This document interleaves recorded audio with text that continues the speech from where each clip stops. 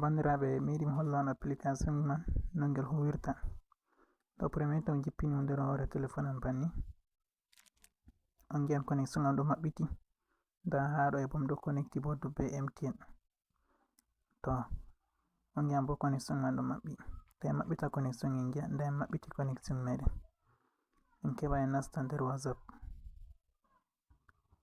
to en nasti nder WhatsApp masalan en tefa goɗɗo goto marinamo ko vocal en ngiya yahan na yahata connection am ɗo maɓɓiti. nda lamba am kaɗo en fonda waɗugo vocal ko bo en fonda windugo salam to nda en gerɓi salam go en gerɓi nda ɗum ɗo ɗum sali dillugo. to han connecta application go en ngiya kadi nda bo wala connection. to nda mi connecti connection mi connecti en dara WhatsApp go ɓawo nda mi connecti on ngiyan bo nda salam go dilli connecti application majum nane no connection ɗo maɓɓi e bo to a jippini a yiyan nda connection ɗon maɓɓiti nda cleyel bo ha dow nda ɗum bo ɗum maɓɓiti banni.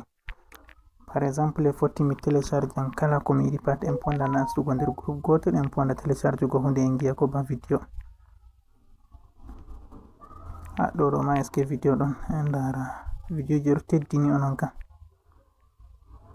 yawa nda bana ha shopping jaingol ɗo en tawan video ɗon no ha ɗo mi yino nane fakat en dara video yawa nda video haɗɗo nda ɗo video en fonda télécharge go en giya yahan na yahata no connecti be application man on giwe no yahirta ɗo yawa bo sosai ha refa.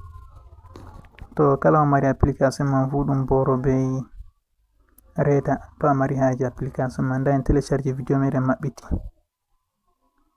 to derɗiraɓe o nda ɓe shopping jaingol on kofna to banni on to a mari haje application man boro be reta yoɓa mi hokki application man mi tindina no ngel huwirta.